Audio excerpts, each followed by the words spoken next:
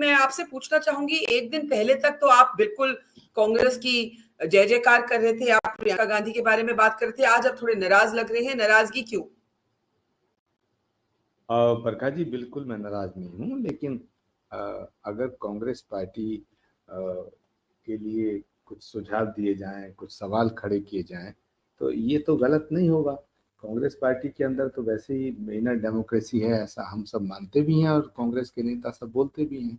तो मैंने कुछ गलत नहीं कहा है, मैंने वही कहा है जो मुझे महसूस हुआ। तो मैंने जो महसूस किया, मैंने वो अपनी बातों को लिखा है और मुझे लगता है कि जो मैंने लिखा है वो सही लिखा है। आपने जो लिखा उसकी बात करते हैं। आपने अपने ट्वीट में कहा कि हो सकता है पार्टी में कुछ ऐसे लोग हैं जिनको मेरे तिलक और जिस तरह से मैं वेशभूषा है उससे भी प्रॉब्लम है, उससे एक डिफरेंस ऑफ ओपिनियन है। क्यों आपको ऐसे लगता है? Are you implying that there are people in the Congress जो हिंदू समाज के खिलाफ है? आप इस ट्वीट के जरिए क्या कहना चाहते हैं? देखिए बरखा जी, ये बहुत ही गंभीर और बहुत ही बड़ा सवाल है।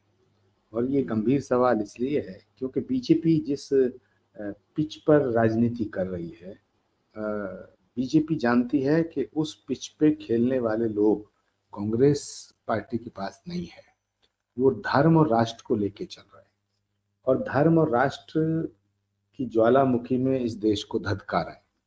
तो धर्म और राष्ट्र की ज्वालामुखी जब धधक रहा है तो इसमें जो बाकी मुद्दे हैं वो भस्म हो रहे हैं और इस बात को बीजेपी बड़ी अच्छी तरह जानती है।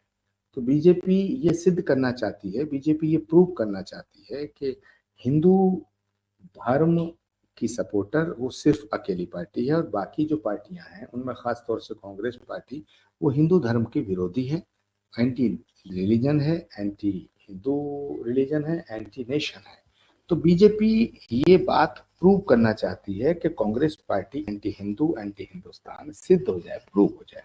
जो काम बीजेपी चाहती है वही हमारी कांग्रेस पार्टी के कुछ नेता करते हैं।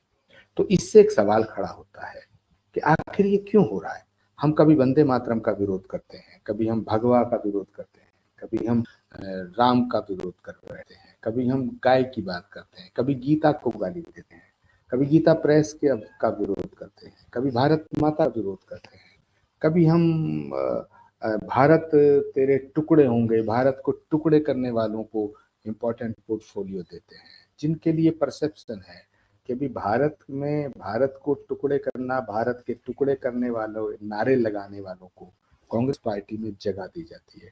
तो क्या ये सवाल नहीं खड़ा होगा कि हम नरेंद्र मोदी और अमित शाह, योगी आदित्यनाथ, आरएसएस, विश्व हिंदू परिषद, बजरंग दल, इतने ताकतवर सब ऑर्गेनाइजेशन हैं इनके, तो अगर इस देश की 80% जनता हिंदू है और उस 80% जनता को ये लगेगा कि कांग्रेस पार्टी हिंदू विरोधी पार्टी है, कांग्रेस के नेता हिंदू विरोधी बयान देते हैं, तो कैसे हम बीजेपी को हरा पाएंगे? फिर तो सारे मुद्दे गौड़ हो जाएंगे, मुद्दों की जरूरत ही नहीं रहेगी। और यही बीजेपी चाहती है। तो यही सवाल मैंने उठाया है, यही सवाल उठाया। सवाल बिल्कुल ये नहीं है कि कांग्रेस वर्किंग कमेटी में मुझे क्यों नहीं लिया गया। कांग्रेस वर्किंग कमेटी में तो मैं कल भी नहीं था, लेकिन ये सवाल तो मैं 1 साल पहले भी उठाया था जब राजस्थान के अंदर कन्हैया का मर्डर हुआ, जिसका गला काटा गया। तो मैंने ये सवाल उठाया कि भाई कांग्रेस पार्टी के और विपक्ष के नेता इस बात पे क्यों नहीं बोल रहे हैं। तो ये सवाल तो ऐसा नहीं है आज उठा रहा हूँ, ये सवाल मैंने पहले भी उठाए। जब गीता प्रेस के खिलाफ जयराम रमेश जी ने बोला तो मैंने ये सवाल उठाया कि गीता प्रेस भाजपा की नहीं है।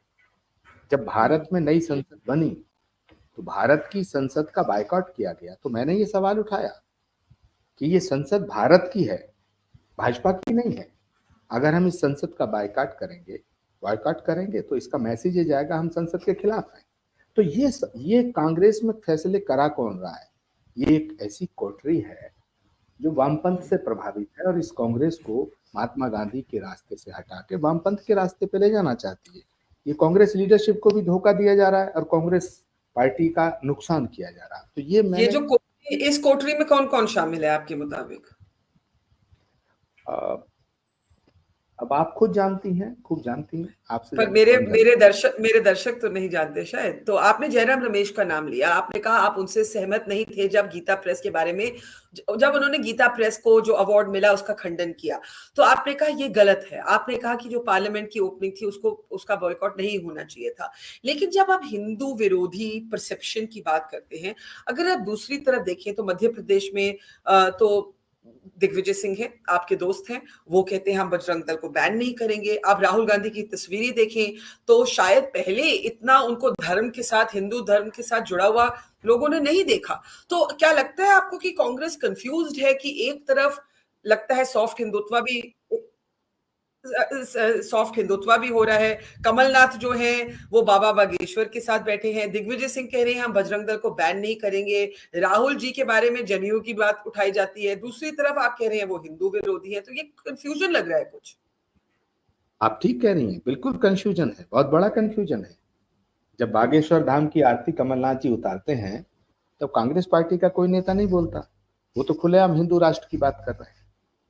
तो जो व्यक्ति खुलेआम हिंदू राष्ट्र बनाने की बात कर रहा है, जो आदमी खुलेआम बीजेपी का एक स्टार प्रचारक है, उसको हमारे कांग्रेस पार्टी के नेता अगर उसकी आरती उतारेंगे, उसका महिमा मंडन करेंगे, सवाल उठेगा। कांग्रेस पार्टी ने नहीं पूछा कमलनाथ जी से कि तुमने ऐसा क्यों किया। अगर आचार्य प्रमोद कृष्णा एक हिंदू धर्मगुरु भी हैं, जैसे योगी आदित्यनाथ गोरक्ष पीठाधीश्वर भी हैं और बीजेपी के नेता भी हैं, तो मैं एक कल की पीठ का पीठाधीश्वर भी हूँ, मैं एक धर्म को रिप्रेजेंट करता हूँ। तो मैं अगर ये बात उठा रहा हूँ तो कौन सी गलत बात है। दूसरी बात, भारत माता को क्रिटिसाइज करना, भारत माता की जय नहीं बोलना, वंदे मातरम नहीं बोलेंगे, ये तो हमारे नारे थे, क्यों नहीं बोलेंगे।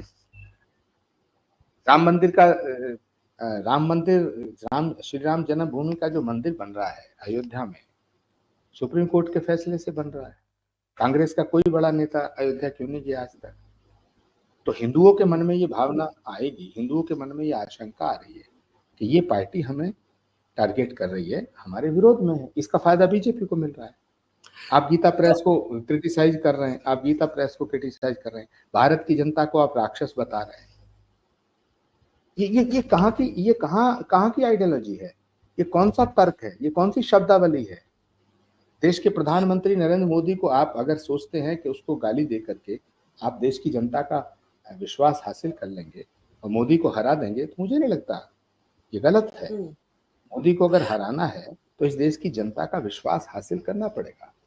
जी, लेकिन ये जो आपने नेताओं का रेफरेंस दिया, मैं बिटवीन द लाइंस अपने दर्शकों को बता दूं, रणदीप सुरजेवाला ने कहा जो बीजेपी के लिए वोट करते हैं उनकी तुलना उन्होंने राक्षस से की।